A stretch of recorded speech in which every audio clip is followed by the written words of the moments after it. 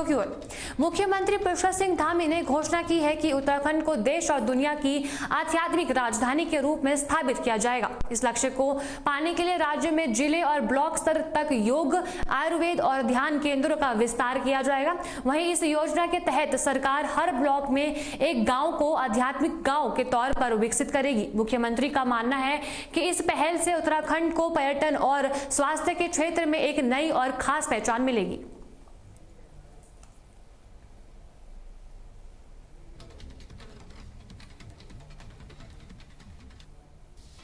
देहरादून में वकीलों की हड़ताल मंगलवार को भी जारी रही। बता दें कि वकील अपने लिए कार्यकाल बनाने की मांग को लेकर प्रदर्शन कर रहे हैं। वहीं इस मामले को सुलझाने के लिए मुख्यमंत्री पुष्कर सिंह धामी के कहने पर वकीलों ने डीएम और एसएसपी से भी मुलाकात की। इस दौरान जिलाधिकारी ने वकीलों से कहा कि वे जल्द ही एक कमेटी बनाकर अपनी मांगे और सुझाव दें।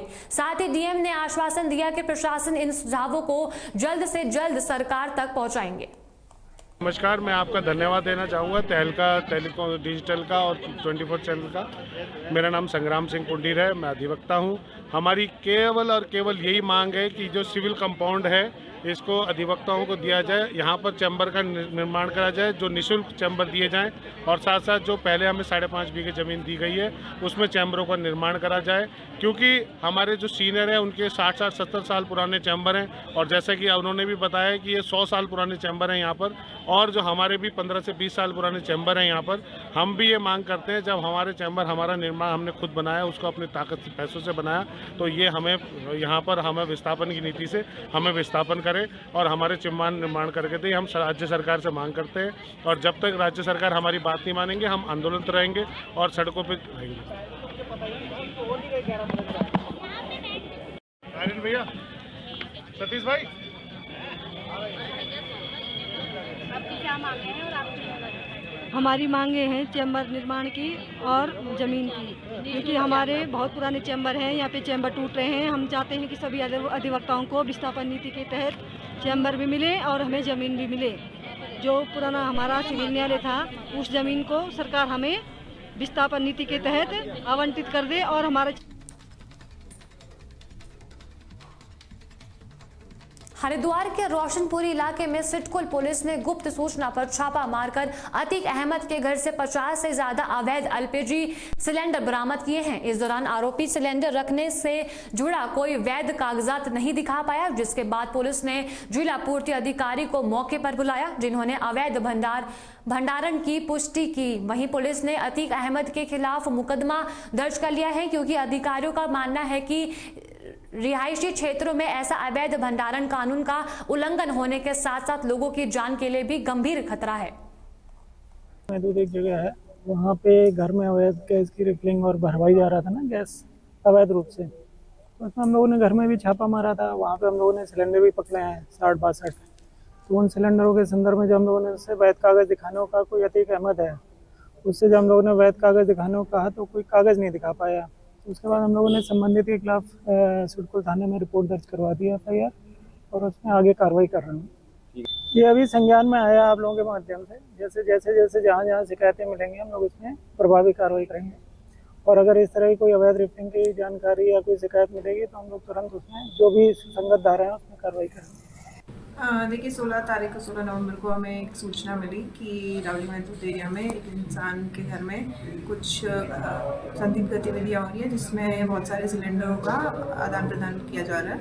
उसी संबंध में जांच करते हुए वहाँ पे मौजूद टीम ने उस घर में करीब बाहर से देखा कि काफ़ी सिलेंडर्स आ जा रहे हैं, तो एक कार्रवाई की गई जिसके अंदर अतीक अहमद नाम के इंसान से करीब 50 से 60 सिलेंडर बरामद किए गए।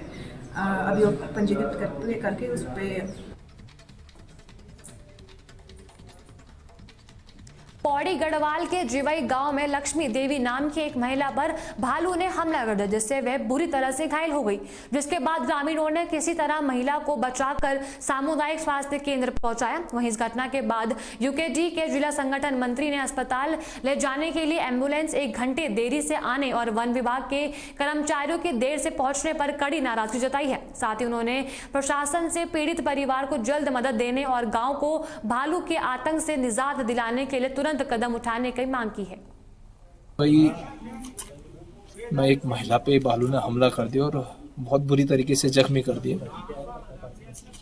बड़ी भयानक स्थिति और एक दहशत का माहौल इस समय पहाड़ों में है। अभी कुछ दिन पहले 2 घटनाएं लगातार पोखड़ा ब्लॉक में हुई और उसके बाद आज बेरोखाल ब्लॉक में इस तरीके की घटना। और इसके बावजूद भी वहां पे जब लोगों ने 108 को फोन किया तो 108 भी नहीं पहुंच पाई। लगभग 1 घंटे इंतजार के तक 108 वहां पे नहीं पहुंची। वन विभाग नदारद रहा। जो सबसे जरूरी यहाँ पे वन विभाग का रोल होना चाहिए उसमें। सऊदी अरब में हुए एक बड़े हादसे को लेकर पूरे देश में शोक की लहर है। वहीं रुड़की के वरिष्ठ समाज सेवा चौधरी मोहम्मद मुबशशीर एडवोकेट ने इस घटना पर दुख जताते हुए केंद्र सरकार और विदेश मंत्रालय से अपील की है कि उन्होंने सरकार से अनुरोध किया कि हादसे में जान गंवा चुके भारतीयों के परिवार को हर संभव मदद की जाए, खासकर उन परिवारों को जो अपने परिजनों के पार्थिव शरीर बिना देरी के भारत वापस लाना चाहते हैं। 42 भारतीय लोग जो सऊदी अरब उम्रा करने के लिए गए हुए थे, वह उम्रा यात्रा के दौरान जिस बस में सवार थे वो बस एक तेल टैंकर से जाकर टकराई और हादसा इतना भयानक था कि मौके पर ही सभी लोगों की जान गई और बस में आग लग गई, जिसमें शायद एक व्यक्ति सुनने में आ रहा है कि वो जान जिसकी बची है। मेरा इस दुख की घड़ी में जो हमारे विदेश मंत्रालय और केंद्र सरकार और तेलंगाना सरकार, क्योंकि अधिकतर लोगों को सुनने में आया है कि वो हैदराबाद से थे, तो इन तीनों सरकारों से मेरी इस दुख की घड़ी में यह विनती है, निवेदन कहूँगा कि जो परिजन अगर अपने परिजनों की जो जान गंवा चुके हैं उनकी बॉडी, डेड बॉडी अगर हिंदुस्तान लाना। एचआरडीए की टीम नासन ब्लॉक के मंडवाली गांव में केंद्रीय कर्मचारी मुकुल कुमार के मकान की नाप जोख करने पहुंची। वहीं मकान मालिक के भाई सुनील कुमार ने आरोप लगाया है कि प्रधानकरण सियासी लोगों के दबाव में काम कर रहा है और उनके भाई को टॉर्चर किया जा रहा है, जबकि उनके पास मकान के सभी कागजात और पास हुआ नक्शा मौजूद है। साथ ही उनका कहना है कि जहां अन्य लोगों के पास नक्शा नहीं है, वहीं उनके पास नक्शा होने के बावजूद विभाग बार बार कार्रवाई कर रहा है। यही साहब भी मौजूद है। क्या क्या उन्होंने इस तरह से आपको प्रताड़ित किया जा रहा है? एचआरडी की टीम कई दिन पहले भी आई थी और 7वें महीने में हमने नक्शा पास करा लिया था यहाँ पे। फिर कंपाउंड की फाइल डाली गई, कंपाउंड की फाइल उन्होंने रोक दी हमारी। फिर हम लोग हाई कोर्ट गए, हाई कोर्ट वालों ने ऑर्डर दिया कमिश्नर को, कमिश्नर ने ऑर्डर दिया इनको। ये कई दिन से फिर परेशान कर रहे थे, लेकिन आज हमने अपने आर्किटेक्ट को सामने बुला करके एक एक इंच, एक एक पॉइंट सब उनकी तसल्ली करा दी है। और उसके बाद भी ये नक्शा पास ना करे तो जिम्मेदारी इनकी है। और इस गांव के अंदर पहली बार हमने नक्शा पास कराया और दोनों गांव के अंदर एक भी आदमी ने आज तक नक्शा पास नहीं करा है, ना नक्शे की कोई कार्रवाई करी है। और हम लोग सरकारी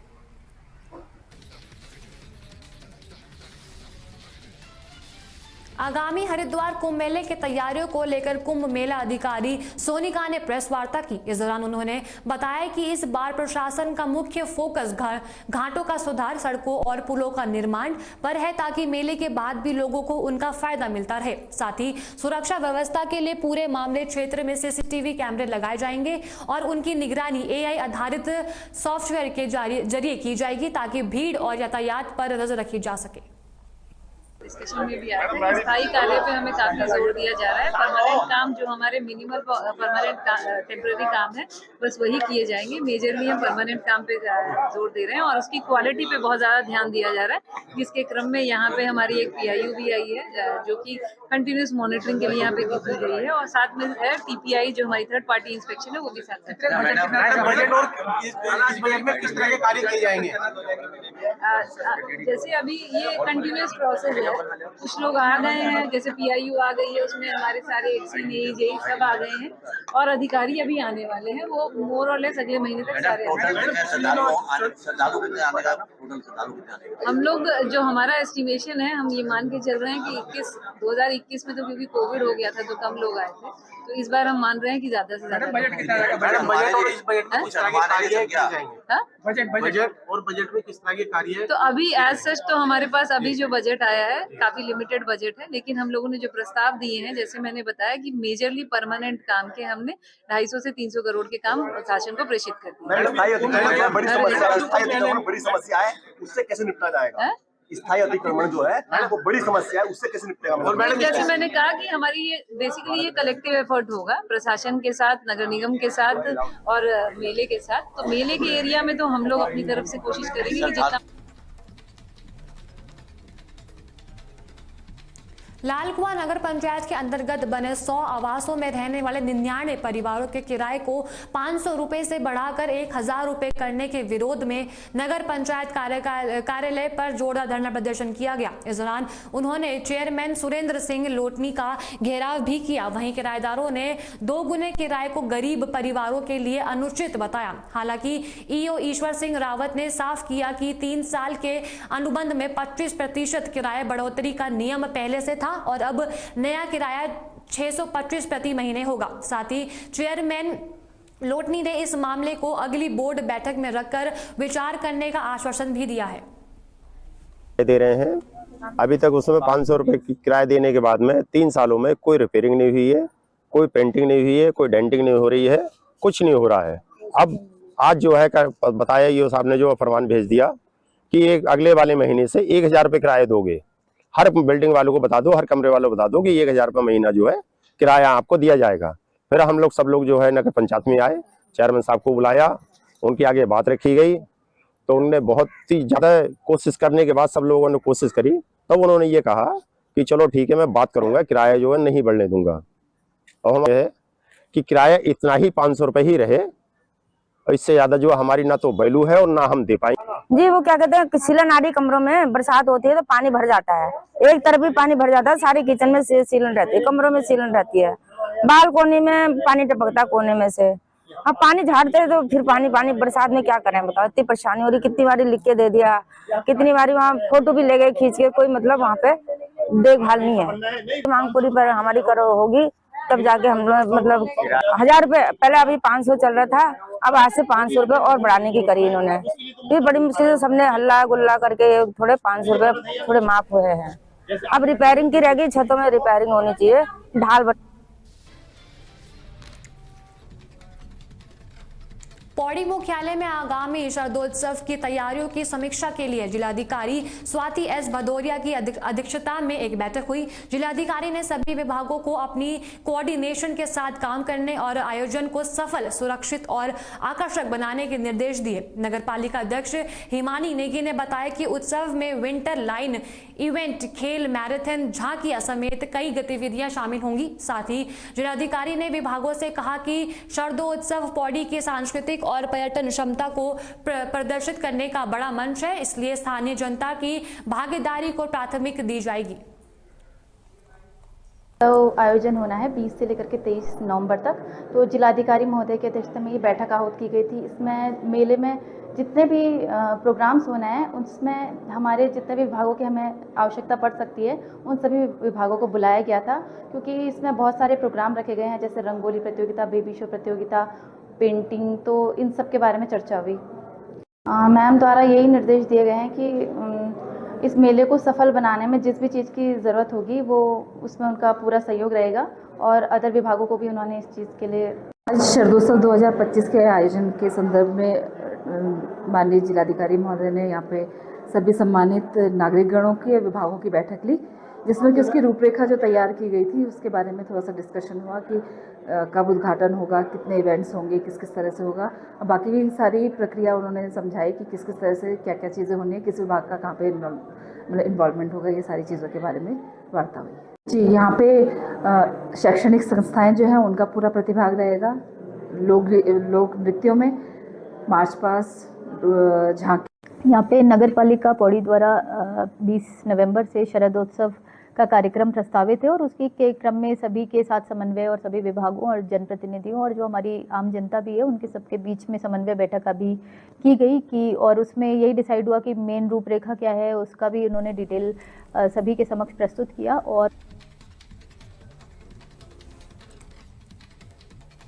जोशीमठ के दुरुसथैंग गांव में गोपाल लाल नामक के एक व्यक्ति की गौशाला को भालू ने क्षतिग्रस्त कर एक पशु और 2 गाय के बछड़ों को अपना निवाला बना लिया। वहीं पीड़ित परिवारों ने आरोप लगाया कि पिछले साल भी भालू ने उनकी गौशाला तोड़कर कई मवेशियों को मार डाला था, लेकिन वन विभाग ने उन्हें एक भी रुपए मुआवजा के तौर पर नहीं दिया। स्थानीय ग्रामीणों के अनुसार अब तक उनके गांव में 50 से अधिक पालतू पशु जंगली भालू का शिकार बन चुके हैं।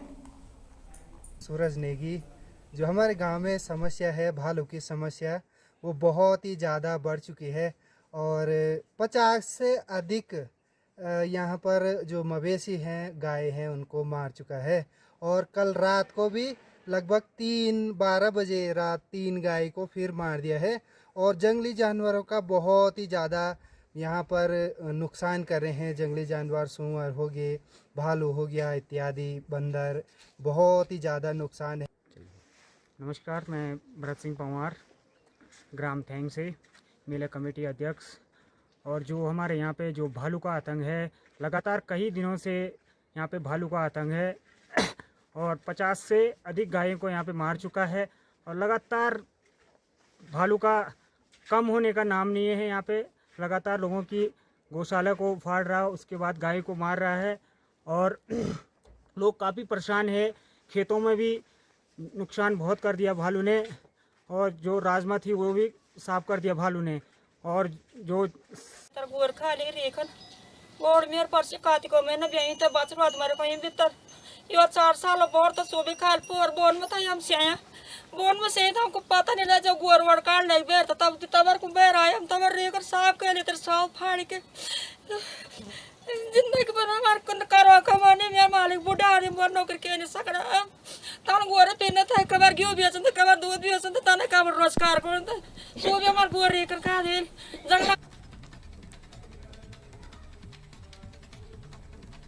नैनीताल में जंगल की जमीन पर रह रहे हजारों परिवार अपने कानूनी अधिकारों का इंतजार कर रहे हैं। बता दें कि साल 2006 में ये कानून इसलिए बना था ताकि इन वन आश्रित समुदायों को जमीन पर उनका हक मिल सके, लेकिन 19 साल बाद भी उत्तराखंड में इस कानून पर बहुत धीमी गति से काम हो रहा है। उत्तराखंड का 71% हिस्सा जंगल है, जहाँ ऐसे लोगों की संख्या बहुत ज्यादा है। फिर भी सरकारी लापरवाही के कारण ये परिवार अभी तक बुनियादी सुविधाओं और सरकारी योजनाओं से वंचित है।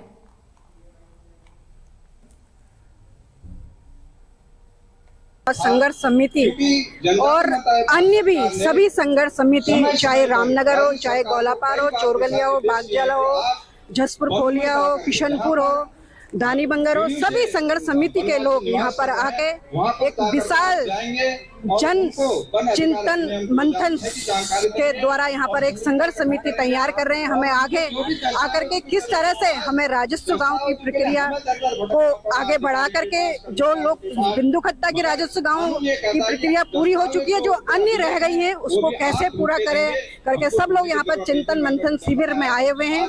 आज देखिए, हमारा उत्तराखंड वन आच्छादित क्षेत्र है और निश्चित रूप से यहाँ पे हमारे खत्तों से लेकर तमाम वन भूमि पर लोगों को सैकड़ों वर्षों से बसाया गया है, तो उस पर मालिकाना हक, जैसे हमारा बिंदु खत्ता है, जैसे पहाड़ पे आज लकड़ी का मामला है, बांस काटने का मामला है, जो हमारे अधिकार हैं उस पर सरकार वन अधिनियम की आड़ में उस पर अतिक्रमण कर रही है, उसका विरोध कर रहे हैं हम। और निश्चित रूप से हमारे बुजुर्गों ने जब पहाड़ को, इस वनों को संरक्षित किया है, तो यहाँ की लकड़ी, रेता, पत्थर जो लोकल हमारे उपयोग में आती है, उस पर हमारा अधिकार है, उस पर मुक्ति मिले।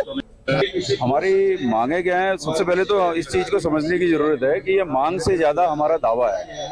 ये जो वनाधिकार कानून है, वनाधिकार अधिनियम 2006 के तहत जो हमने अपने दावे पेश किए, उन दावों की स्वीकृति के पश्चात भी हमारे को अभी तक उन पर कोई आगे कार्रवाई नहीं हुई है। बिंदुकर्ता को राजस्व ग्राम बनाए जाने की अधिसूचना जो जारी हो जानी चाहिए थी, उस पर कोई कार्रवाई नहीं हुई है और उसे वापस उस फाइल को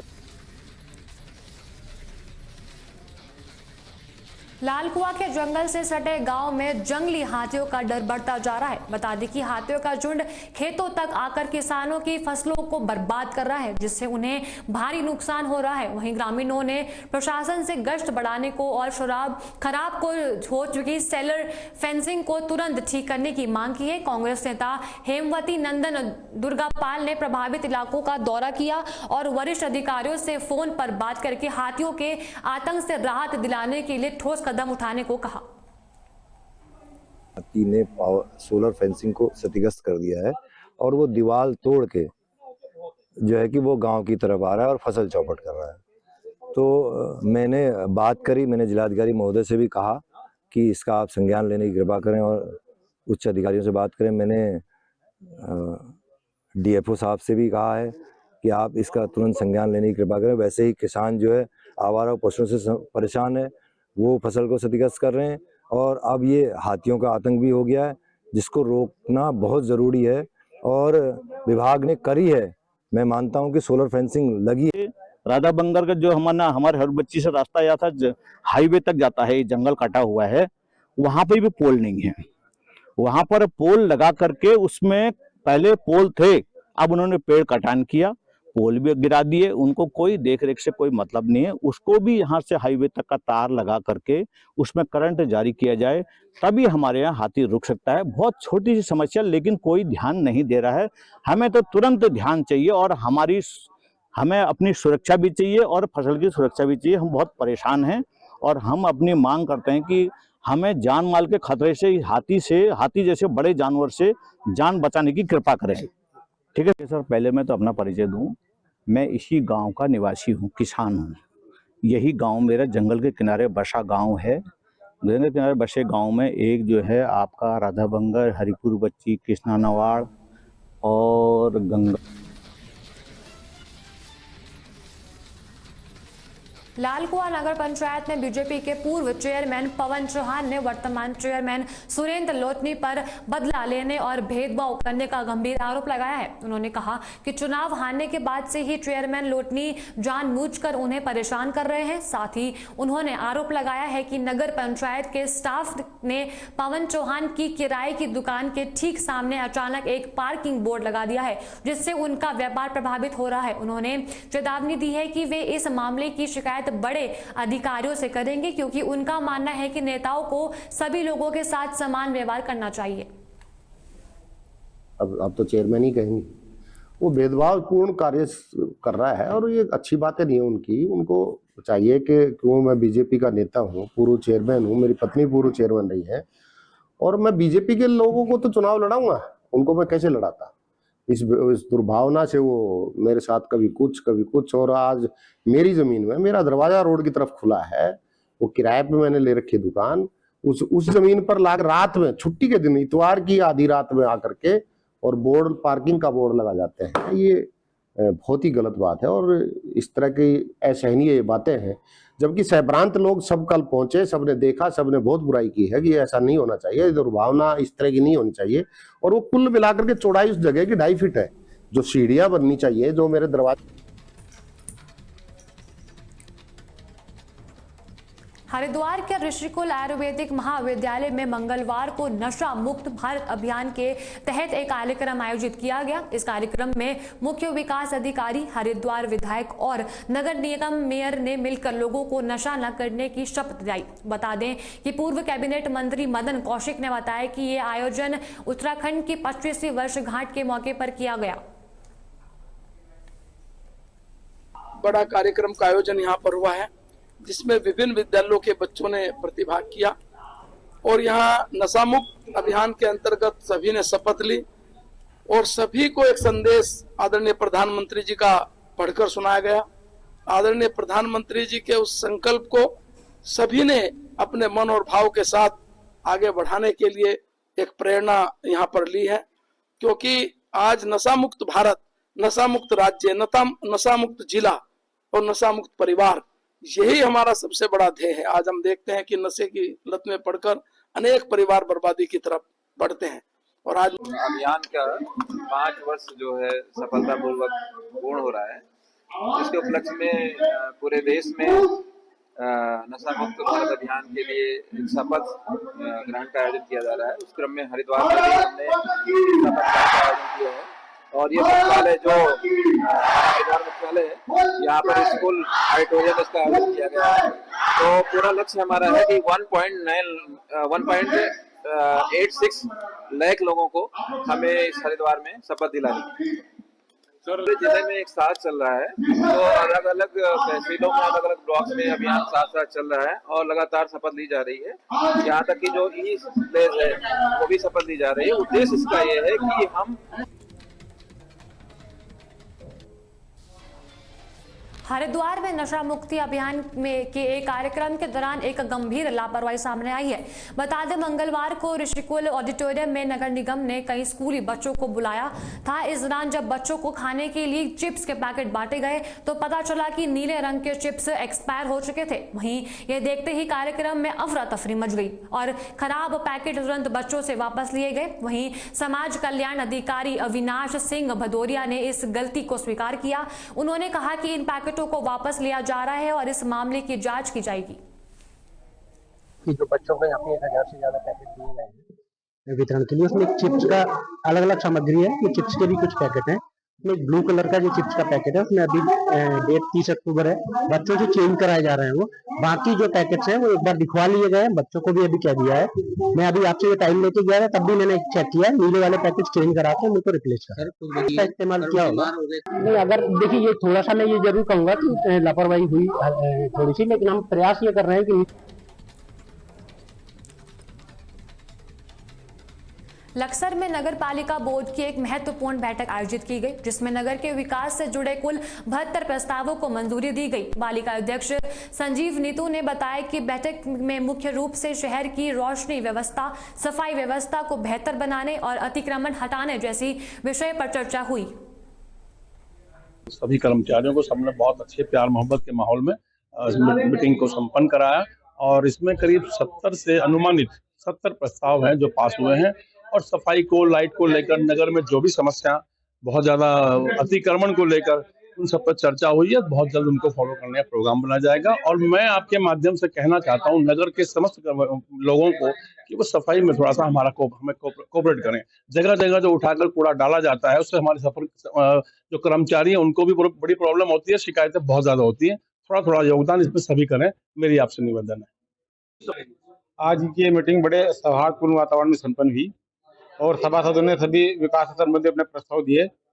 कस्बे के विकास से संबंधित चर्चा हुई और हमारे जो है मृत पशु है उनको, उनके जो है दबाने की जो बड़ी समस्या आ रही थी, उसके लिए जमीन की व्यवस्था करने की, उस पर भी चर्चा की गई।